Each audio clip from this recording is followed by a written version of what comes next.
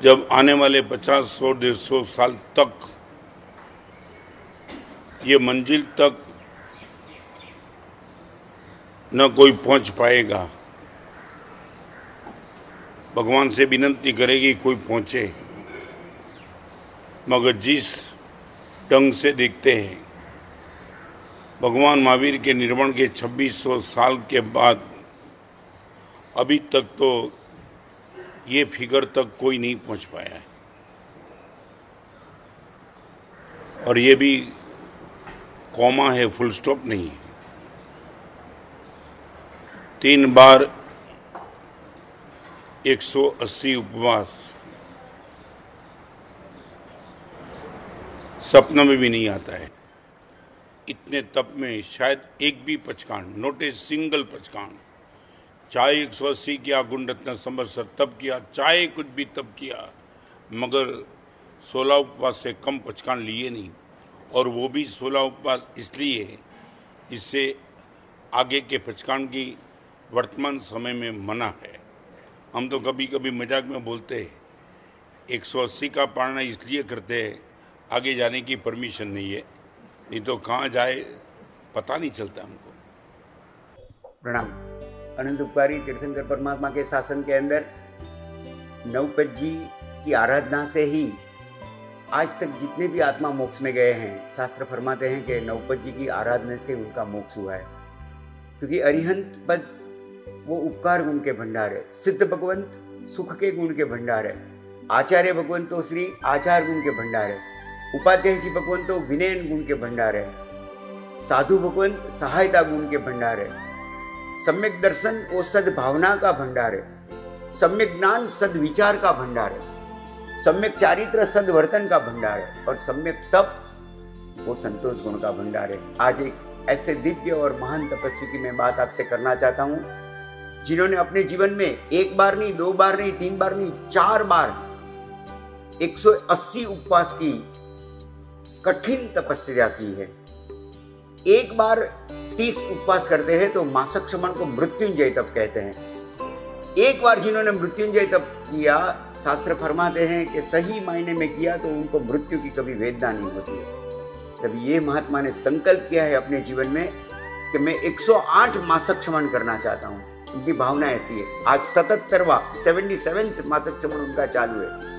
एक आज का ये सदी का आश्चर्य, 2500 साल में 4 बार किसी ने 180 उपवास नहीं किए। हमारे आचार्य भगवान श्री रत्नसुंदरेश्वर जी महाराज तो फरमाते हैं कि उन्होंने अभी 18.5 जो तपस्या की है, अगले 18,500 साल में कोई करेगा कि नहीं, वो भी एक आश्चर्य की बात होगी, अनुमान की बात होगी।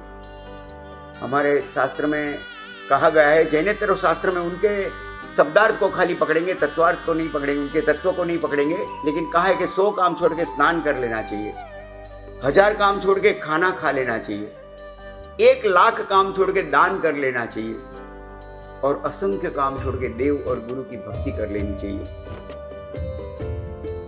दान के लिए कहा गया है कि एक बहुत अच्छा श्लोक लिखा गया है महापुरुषों ने कि सतेषु जायते सुरः सहस्रेषु च पंडित वक्ता 10 सहस्रेषु च दाता भवति वानवा।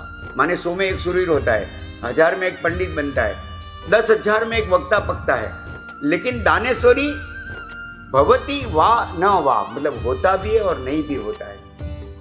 ऐसे तपस्वी का पारणा 20 दिसंबर रविवार को सुबह 9 बजे आयोजित किया गया है। पुण्यशालियों, यह दिव्य और भव्य अवसर है। हमारे महापुरुष फरमाते हैं कि यह पारणा को जिनको लाभ मिलेगा, उनको क्या फल मिलेगा, वो सुनने के लिए कोई केवली भगवत के पास जाना चाहिए। यदि जगह है तो मकान की कीमत है, जगह की कीमत मकान से होती है, मकान की कीमत इंसान से होती है, इंसान की कीमत उसकी संपत्ति से होती है, लेकिन संपत्ति की कीमत वो जो दान करते हैं उससे होती है। संपत्तिवान को लोग पहचानते हैं, लेकिन दानवीर को लोग चाहते हैं। संपत्तिवान सर्जन कर सकते हैं, लेकिन कोई नव सर्जन करने के लिए दानवीर चाहिए। और लक्ष्मी की 3 गति है, या तो दान करो, या तो भुगतो, दान, भोग और नाश, ये दो नहीं करोगे तो वो नाश हो जाएगा उसका। लक्ष्मी को पुण्य लक्ष्मी में परिवर्तित करने के लिए ऐसे तपस्वी के पारणा का एक बहुत बड़ा महोत्सव उसका आयोजन हो रहा है। अलबत्त ये जो कोविड की स्थिति है आज, उसमें जो भी सरकारी रिस्ट्रिक्शंस है उसके अंतर्गत रहते हुए हम एक बहुत अच्छी स्कीम आज आपको बोलना चाहते हैं शासन श्रृंगार समिति की ओर से, जिसमें श्रेयांश कुमार बनके आप लाभ ले सकते हो।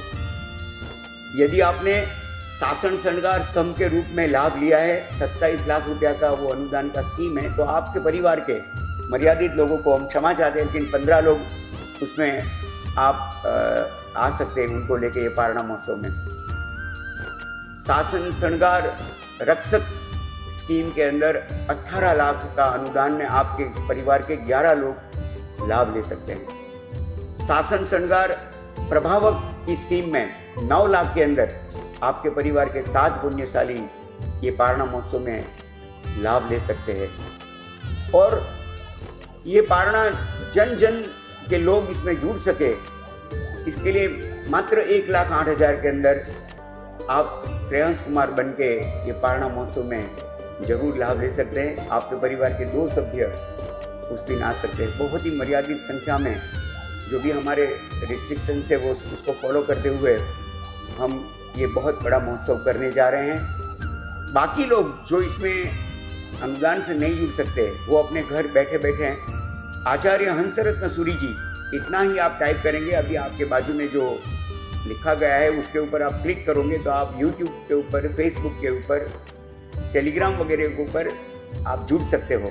एक व्हाट्सएप कर दो, आप एक मिस कॉल कर दो तो भी आप हमारे साथ जुड़ सकेंगे और लाइव ये पूरा पारणा का प्रोग्राम आप घर बैठे आराम से देख के उनकी अनुमोदना कर सकेंगे। शास्त्र लिखते हैं कि सुभाषित में अमंत्रमक्षरम नास्ति नास्ति मूलम अनौषधम अयोग्य पुरुषो नास्ति योजकस्तत्र दुर्लभ। माने ऐसा कोई अक्षर नहीं जिससे मंत्र न बने, ऐसी कोई मूली नहीं जिसमें से औषध नहीं बनता है, ऐसा कोई पुरुष नहीं है जिसमें से आपको कोई ना कोई वर्च्यूज गुण न मिले। तो तकलीफ क्या है? तो योजकस्तत्र दुर्लभ, आयोजनकर्ता की दुर्लभता है। आपके पास जो स्ट्रॉन्ग डिटर्मिनेशन, डिसिप्लिन और डेडिकेशन, उनका जो आपने आयोजन किया है और अध्यात्म जगत के अंदर उसका जो इन्वेस्टमेंट किया है, मैं तो सभी लोगों को खास नम्र विनंती करता हूं कि यदि आपको यह पारणा महोत्सव में जुड़ना है तो आप हमारे मोबाइल नंबर के 9326149198 और हमारे शासन श्रृंगार समिति के श्री मिलन भाई, जिनका नंबर है 9820080904, उसके ऊपर जरूर संपर्क करें। जिनाज्ञा विरुद्ध कुछ भी प्ररूपना हुई है तो अंतःकरणपूर्वकम् इच्छामि दुर्गम। प्रणाम। अग्रे वर्तमानः। धन्यवाद।